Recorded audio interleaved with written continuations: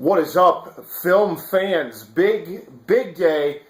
The teaser for Star Wars Episode VII, The Force Awakens, has landed. And, I mean, I'm probably the millionth reaction video, 10 million, who even knows? I, like a lot of people, grew up with the original movies. I was a kid all through the 80s watching the originals on VHS. I think I saw Phantom Menace, Jar Jar and all, like 4 times in the theater when it was first released. Followed, of course, by Attack of the Clones and Revenge of the Sith. Just a couple of brief points before I jump into the trailer here, and then I'm going to have some reactions to it. I will say right off the bat, the voiceover in the trailer, not a fan of it. Not necessarily the context or the dialogue that's being said, but the fact that there's a voiceover at all. I really don't think the trailer needed it, and I kind of wish it had been done without it. But that said, I'm not a prequel hater. A lot of people like to really bash on the prequels like they're terrible, like they're soap opera-y. I will say that the effects are terrible, and especially in the Phantom Menace's case, they're very dated. Lucas was way too in love with the green screen. Things like that. But Jedi is still the worst film in the entire Star Wars saga, as far as I'm concerned, because of Ewoks. The furry little cinematic abominations that should never have been birthed upon humanity, because they make me want to gag every time I see them. It cut Jar Jar out of the Phantom Menace after they leave Naboo, and that would have been a pretty serviceable film. Attack of the Clones, yes, it's very, very boring. It's very, very procedural. It plays out more like a drama, but it does have some decent action set pieces in it. I'll give it that. And I love Revenge of the Sith. I think it's a great film. Stilted soap opera-y acting and all, but that's definitely what Lucas wanted out of it. And Episode 4 especially certainly has its same share of that. But I absolutely love Star Wars. So I'm really intrigued to see where they're going to go. So, without further ado, I know you've seen it a million times, but I want to watch it here with you, and then I'm going to have some comments on it after it's over.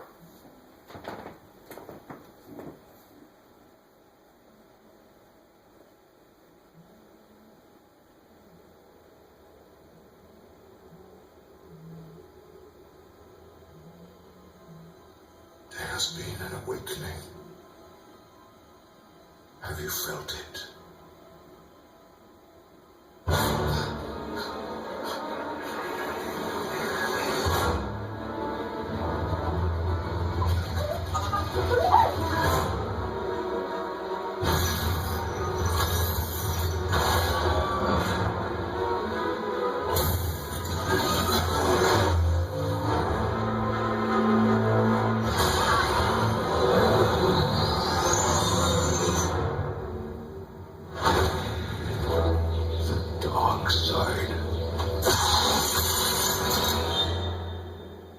And the light.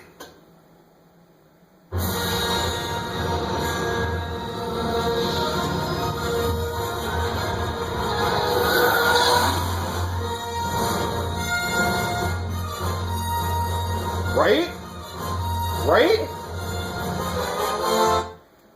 And we're going to just cut it out right there. And brief, but Star Wars it most definitely is. Absolutely blown away by this trailer. Gave me goosebumps when I watched it in the parking lot of the post office, because I was running around doing all this family stuff today, being the day after Thanksgiving and all, and hair stood up on the back of my neck. It's a fantastic trailer right from that second that Boyega pops up in the desert. It definitely, right away, and I'm betting that's an early shot in the film, if not, like, one of the opening shots of the film. Boyega's character obviously wearing stormtrooper armor, but what exactly does that mean?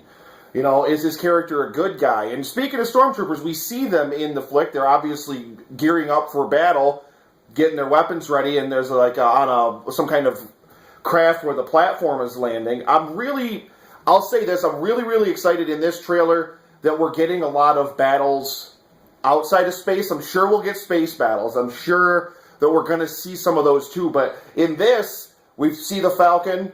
How sweet is the Millennium Falcon? Just to see it again with that Williams score booming How amazing is that? But we get the Millennium Falcon and the TIE fighters dogfighting over a desert planet. Most people are assuming it's Tatooine, but it may not be. We did receive that press, I think, early on when they were releasing stills for the film that, hey, just because it's a desert doesn't mean it's Tatooine, even though this is Star Wars, and it probably is. But we're going to get a lot of stuff on planets and in the skies over different worlds, obviously with the TIE fighters flying over the Lake of Water as well. I mean, there's some fantastic shots in this.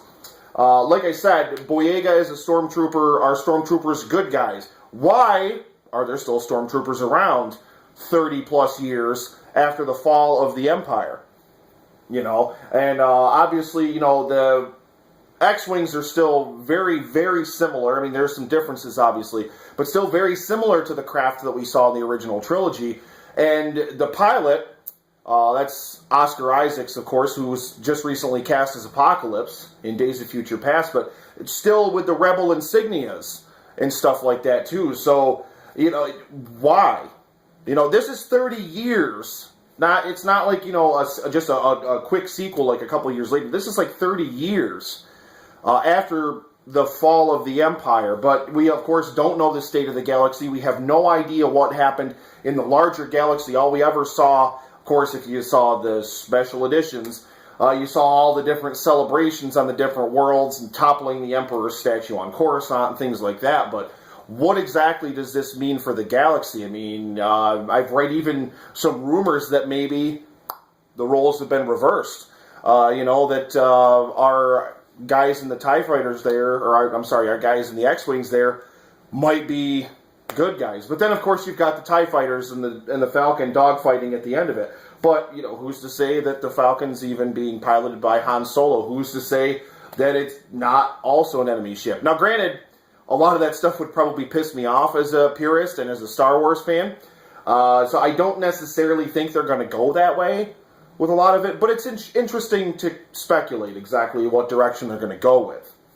And we get the shot of the Sith in the snowy forest. And please give us a lightsaber battle in this snowy backdrop. Please give us that. But did you check out the lightsaber? And, of course, everybody's talking about the hilt with, the two streams shooting out, so it kind of looks like a large claymore or something like that. So, it's not only that struck me. It's, if you really look at the detail in it, that thing is pulsating. Like, it looks like fire or like electricity pulsating through the blade, way more so than lightsabers did in the prequels or in the original trilogy. This is a little bit different from a lightsaber. It looks a little bit different, and I'm willing to bet it probably behaves a little bit differently too. I mean, of course, it lights up the same way and all that stuff like that, but is it the same kind of weapon? Does it operate with the same parameters and things like that? Other things that I noted, no shots of old characters. No Han, no Luke, no Leia, no Chewie, no 3PO, no R2. None of the characters. We know they're all in it.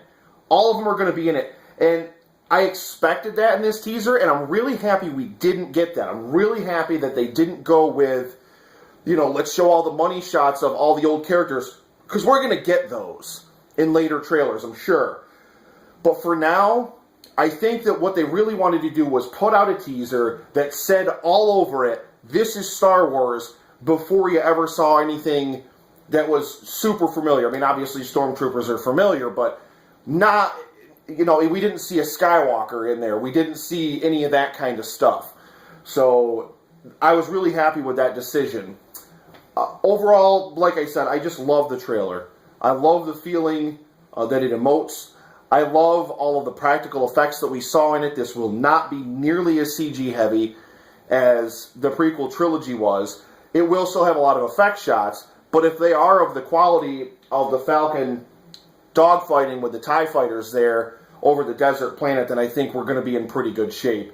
I'm expecting space battles. I'm expecting some great lightsaber battles. Especially, I really want to see Luke crack that thing out again and go to town. So that's kind of the only thing left to go from here, is speculation. What is the state of the galaxy? Where's Luke? Where's Han? Where's Chewie? Where are all the old characters? What have they been doing over the last 30 plus years? Have they been rebuilding the Republic? Has, a new, kind of, like, did the Empire ever really crumble? Did the Empire ever really fall? Did somebody else assume control of it and it just kind of kept on going, which really cheapens the ending of Return of the Jedi, if you think about it that way. If a victory was really, they won the battle but not the war or something like that.